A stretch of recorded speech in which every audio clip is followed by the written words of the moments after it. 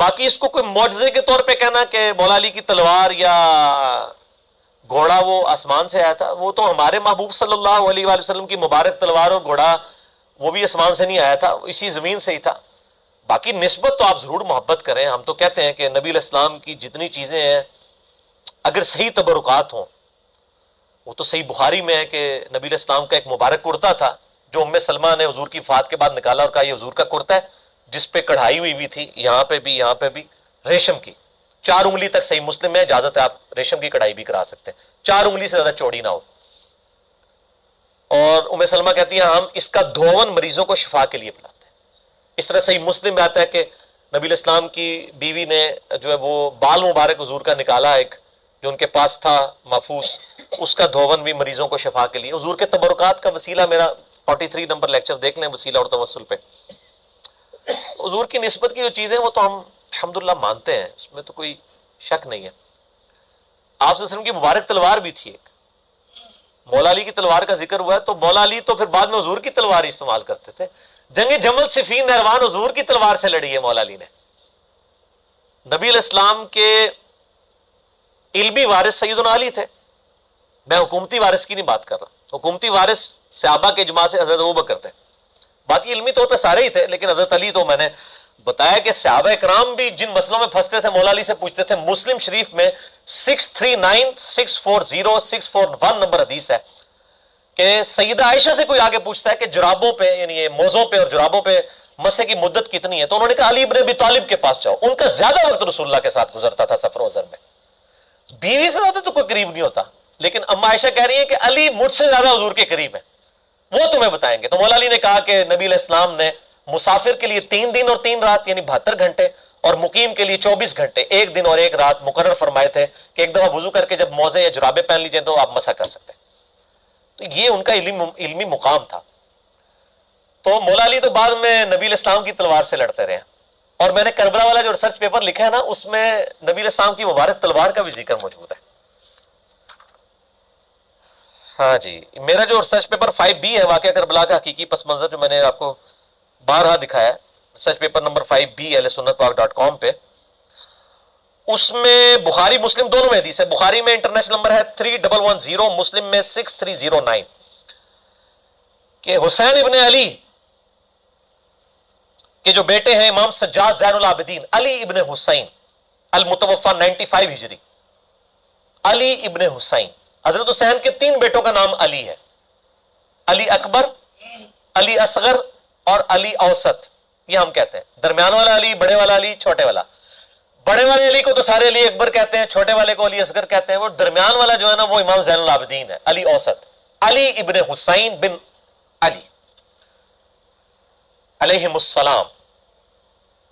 اور امام بخاری نے باقاعدہ جو ہے وہ ان کو علیہم السلام لکھا ہے، صحیح بخاری میں 7465 نمبر حدیث ہے، جس میں امام زین العابدین، امام حسین اور امام علی تینوں کو علیہم السلام لکھا ہے امام بخاری نے۔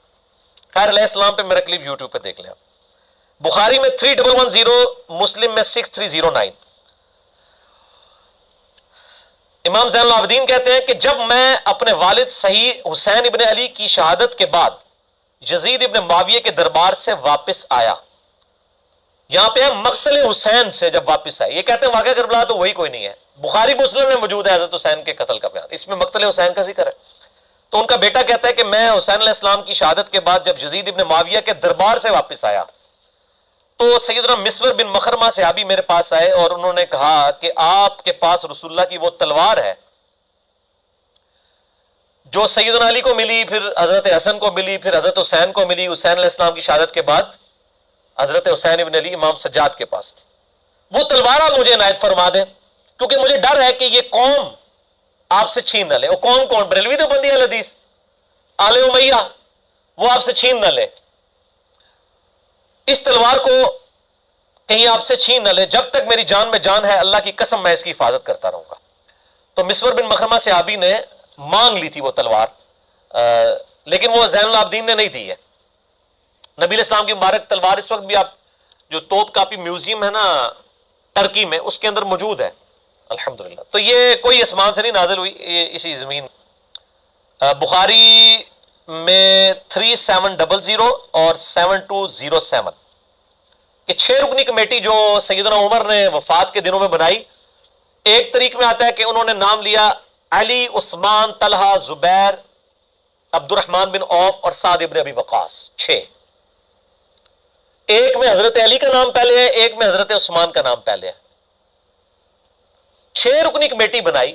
اس سے پہلے جو آپ اس پوری ڈیٹیل حدیث کو پڑھیں تو عبداللہ بن عمر کہتے ہیں کہ لوگوں نے حضرت عثمان سے کہا اپنا خلیفہ نامزد کرے، حضرت عمر سے. تو حضرت عمر نے کہا اگر میں خلیفہ نامزد کرتا ہوں تو میں اس شخص کی سنت پہ عمل کرتا ہوں جو مجھ سے بہتر ہے، یعنی سیدنا ابو بکر.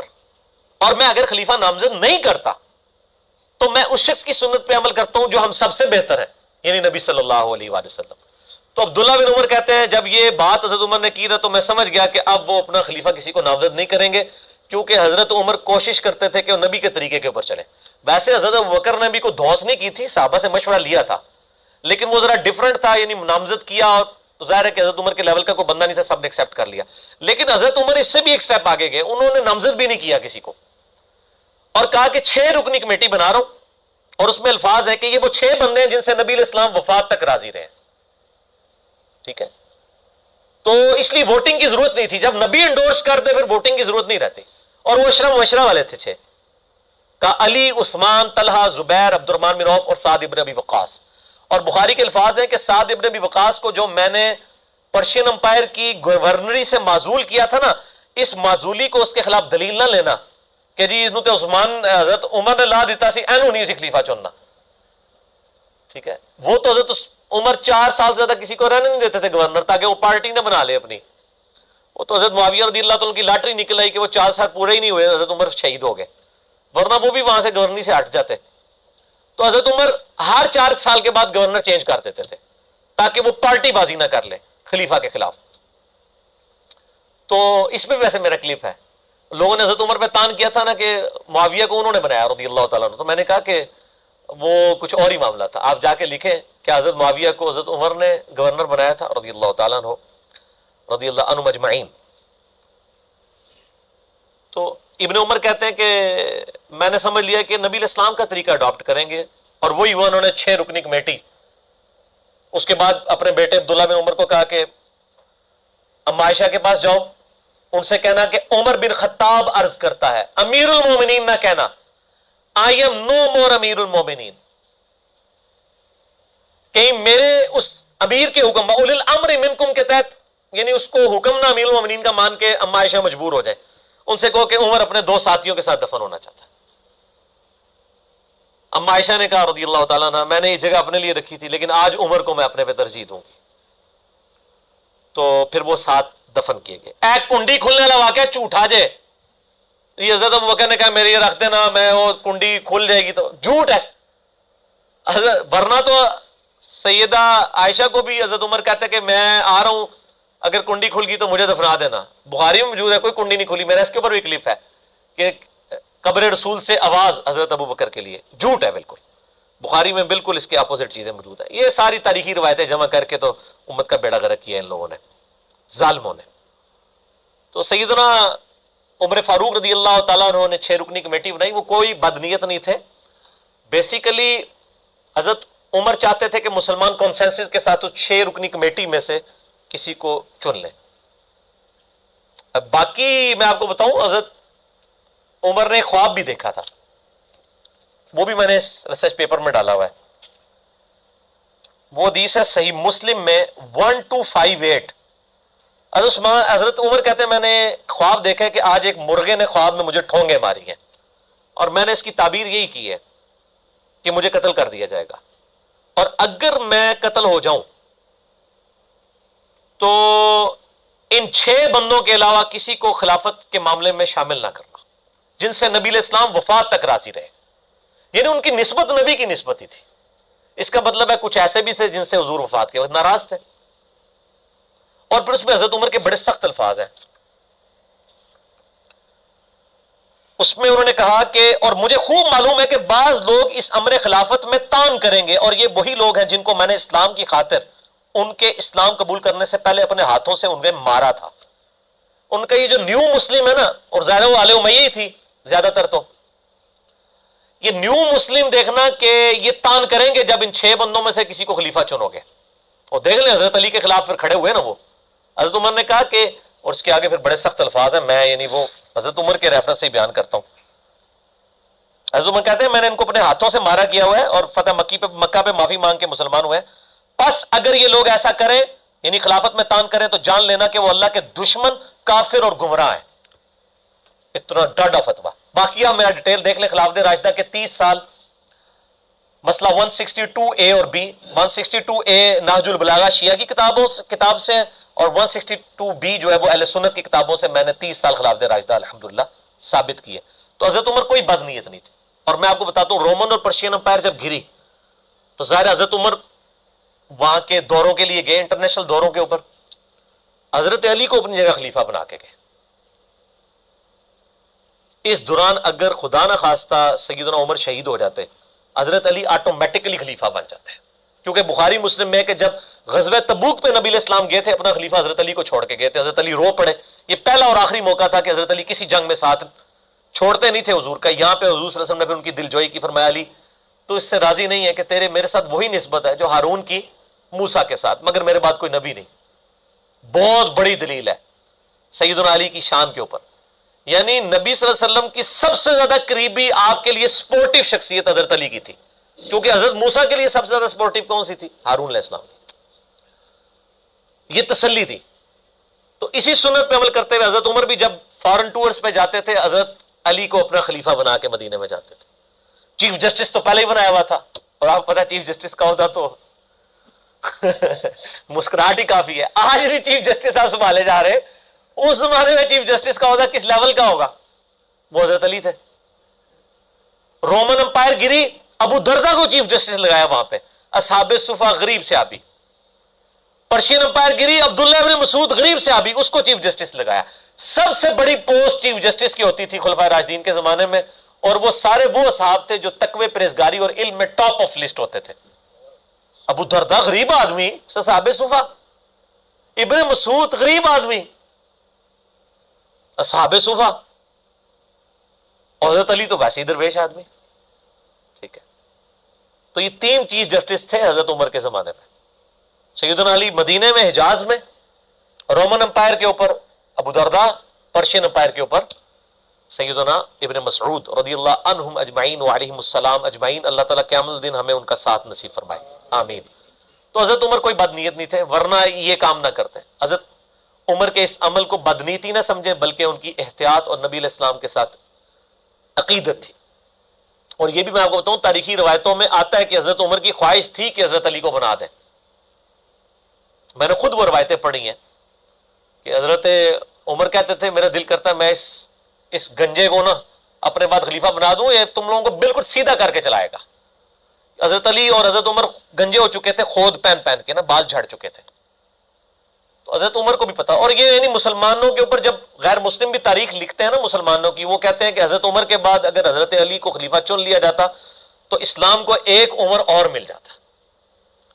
بہرحال ایک معاملہ الگ ہے. ہم تو چاروں کو خلفائے راشدین مانتے ہیں، حسن ابن علی کو 5ویں خلیفہ راشد مانتے ہیں الحمدللہ. ٹھیک ہو گیا جی.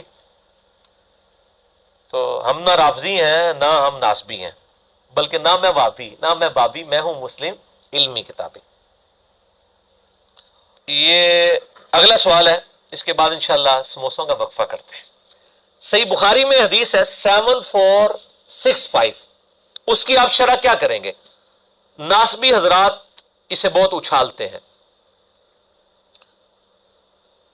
کہ سیدنا علی رضی اللہ تعالیٰ کو نبی علیہ السلام نے جگانے کے لیے آئے تو انہوں نے جاگنے سے انکار کر دیا. ہاں جی سانو پتہ ہے جناب. یہ جب ہم ان کو یعنی آل امیہ کی کارستانیاں سناتے ہیں نا تو وہ کہتے ہیں دیکھیں جی حضرت علی نے بھی تو یہ کیا تھا. بھئی حضرت علی نے تو صحیح بخاری میں آتا ہے کہ محمد رسول اللہ مٹانے سے انکار کر دیا تھا. تو یہ حضرت علی کے کوئی عیب کے طور پہ بیان ہوگا؟ ان کی محبت کا تقاضا تھا. نبی علیہ السلام نے بھی اس کو عیب نہیں شمار کیا. ٹھیک ہوگا جی. وہ تو انہوں نے اپنی محبت کا اظہار کیا کہ مٹانے سے انکار کر دیا. محمد رسول اللہ کی بجائے محمد ابن عبداللہ لکھوانا چاہتا تھا، سہیل ابن عمر. سورہ حدیبیہ کے موقع میں بخاری میں آتا ہے. اب یہ جو ناسبی اچھالتے ہیں نا، صحیح بخاری کی حدیث 7465، اس میں یہ تھا اس کے اوپر ذرا باب تو دیکھ لیں امام بخاری نے کیا باب باندھا ہے.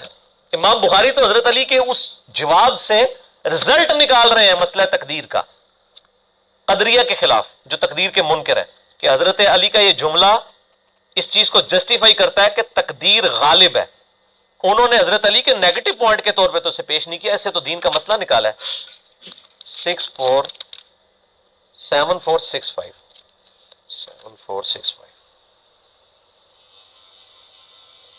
ہاں جی،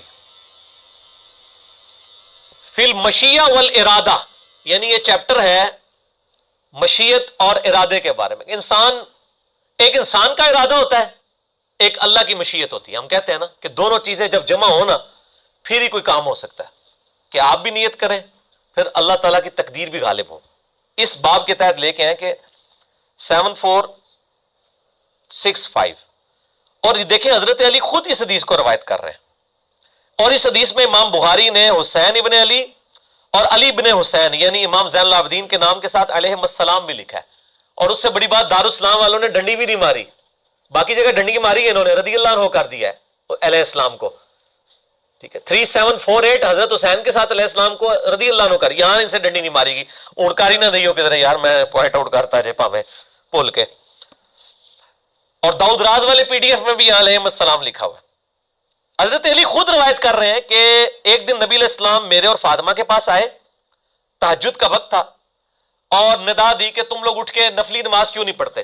بھئی نفلی نماز پڑھنے کے اوپر کسی کے اوپر کوئی قدغن لگائی جا سکتی ہے؟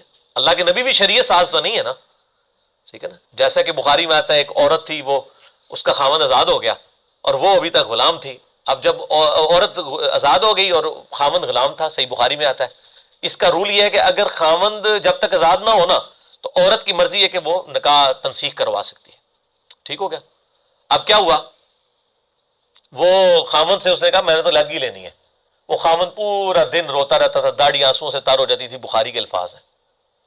انہوں نے اس خاوند نے آ کے نبی علیہ السلام کو شکایت کی. آپ نے اس عورت کو بلا کے کہا کہ اپنے خاوند کے ساتھ رہ. کہ یا رسول اللہ میں آزاد ہوں، یہ غلام ہے، میں نہیں اس کے ساتھ رہنا چاہتی. تو آپ نے فرمایا کہ تو رہ لے تو بہتر ہے. ان کا یا رسول اللہ آپ مجھے حکم دے رہے ہیں یا مشورہ؟ کہا نہیں میں مشورہ ہی دے رہا ہوں، حکم تو میں نہیں دے سکتا، اللہ کی شریعت تو نہیں بدل سکتے نا.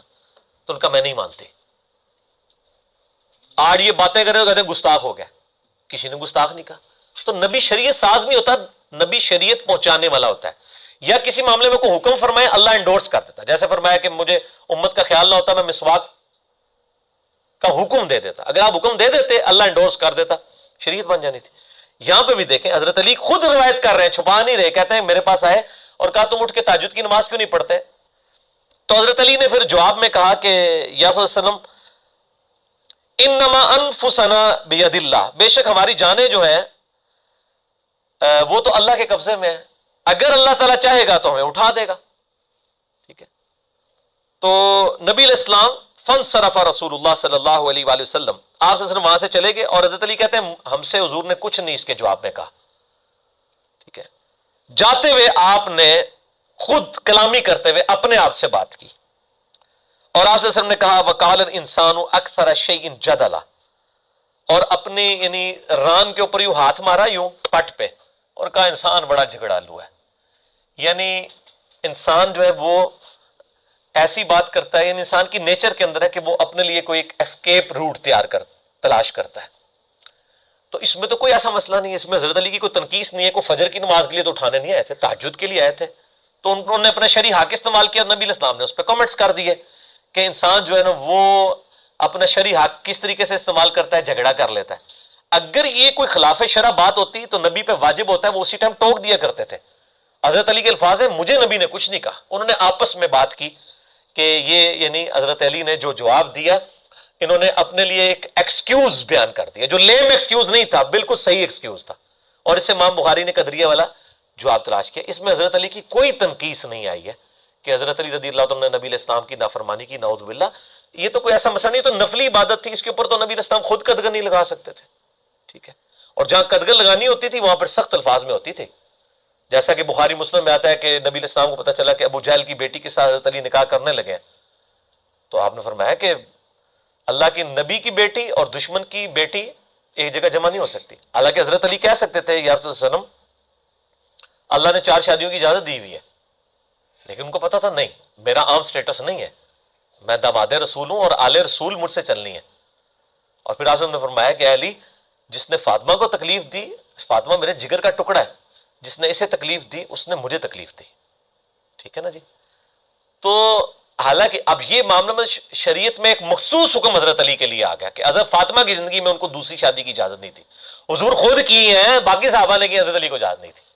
اب یہ ضرورت آپ صلی اللہ علیہ وسلم نے یہ حکم فرما دیا نا تو بس ٹھیک ہے، یہاں پہ کوئی حکم نہیں فرمایا، لہٰذا یہ حضرت علی کی تنقیص پہ پیش کرنا بالکل جو ہے وہ جرم ہے. اس نے اگر حضرت علی کو کہہ دیا تو ایک واقعہ تھا نا، ہو گیا، ختم ہو گیا. یہ تو نہیں تھا کہ ہر جمعے میں ہر عید کے خطبے میں علی پر لعنت، علی سے محبت کرنے والوں پہ لعنت، نعوذ باللہ من ذالک. صحیح مسلم میں آپ حدیثیں کھول کے دیکھ لیں، یہ ممبروں پہ کروایا جاتا تھا. صحیح مسلم میں 6229 نمبر حدیث ہے، اور میں نے وہ ایک لیکچر ریکارڈ کرایا ہے، ریپلائی ٹو الیاس قادری اور حضرت معاویہ رضی اللہ تعالیٰ، اس میں آپ دیکھ لیں، میرا واقعہ کربلا والا ریسرچ پیپر پڑھ لیں، اس سے دفاع نہیں ہوگا. اور پھر اس میں ایک سٹیپ آگے جائیں، صحیح بخاری میں 1393 نمبر حدیث ہے. اما عائشہ کہتی ہیں رضی اللہ تعالیٰ عنہ، نبی علیہ السلام نے فرمایا مردوں کو گالی مت دو، وہ اپنے انجام کو پہنچ چکے ہیں. اگر اچھے اعمال کیے تھے تو اچھے انجام کو، برے اعمال کیے تو برے انجام کو. جو مر جائے اس کو آپ گالی نہیں دے سکتے. البتہ کسی مرے ہوئے بندے کی غلطی ہائی لائٹ ہو سکتی ہے اس حوالے سے جس سے امت کو نقصان ہو رہا ہو، اس پہ لعنت نہ کریں، اس پہ گالی گلوچ نہ کریں.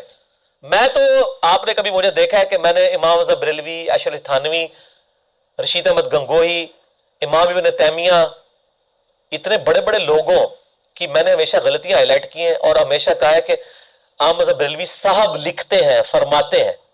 میں نے کبھی ان کی ذات کو ٹارگٹ کر کے کبھی ان پہ لعنت نہیں کی، ان کی علمی غلطی ہائی لائٹ کرتا ہوں.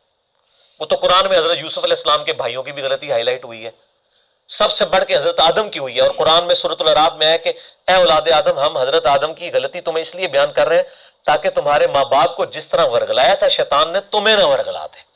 تو اس طریقے سے اسلامی نظام حکومت میں خلافت کے قیام کے دوران ٹوٹی کمند کہاں سے خلافت راشدہ ختم ہوئی، کس طرح ملوکیت میں بدلی، یہ ٹاپک مولانا مودودی نے بھی خلافت و ملوکیت میں لکھا. یہی ریسرچ پیپر میں ہم نے 200 حدیث بخاری مسلم سے اکثر حدیث ہے اسے جسٹیفائی کیا. یہ دو الگ معاملات کو آپ مطلب کمپیئر نہ کیا اس طرح کی جو کرتے ہیں. میں نے اکثر 55B میں بھی اس کا جواب دیا تھا کہ عباس ابن عبد المطلب کا ایک واقعہ ہوا، ختم ہو گیا. تو یہ کہنا کہ بنو عباس نے یہ بدعت ایجاد کی، بدعت ممبروں پر وفات کے بعد کرنے والا معاملہ ہے، یہ تو ایک واقعہ ہے. یہ تو واقعہ ان دو چیزوں کو زمین و آسمان کا مطلب آپ ملا رہے ہیں. آپ سمجھیں لوگ گھاس کھاتے ہیں اور لوگ آپ کی بات کو مان لیں گے. آپ میرے بھائی اپنے گدھوں کو بے شک لکیریں پھینک کے زیوریں بنا کے آپ لوگوں کے سامنے پیش کریں، لوگ پہچان لیں گے. کیونکہ جب گدھا بولے گا تو پتہ چلے گا او یہ گدھا ہے، تو لوگ پتہ چل جائے گا اچھا یہ ناسبی بول رہا ہے، یہ اہل حدیث نہیں ہے، یہ ناسبی ہے. جب حضرت علی کا بغض نظر آ رہا ہوگا تو نہ ہم رافضی ہیں نہ ہم ناسبی ہیں. کیوں؟ کیونکہ نہ میں وابی نہ میں بابی، میں ہوں مسلم علمی کتابی. نہ ہم سو کارڈ جو علمی بات کرے اسے وابی کہہ دیتے ہیں، اور اس کے اگینسٹ میں نے ٹرم ڈیوائز کی بابی، بابوں کا ماننے والا. ہم بابوں کے ماننے والے بھی نہیں، ہم علمی کتابی مسلمان ہیں، عام مسلمان ہیں. ان کو بھی ہم مسلمان ہی سمجھتے ہیں اور علمی طریقے سے ان کی غلطیاں ان پر ہائی لائٹ کرتے ہیں. میرے خیال ہے کافی سوالات ہو گئے ہیں، اب اس سے زیادہ میں نے کیا تو میں تھک جاؤں گا.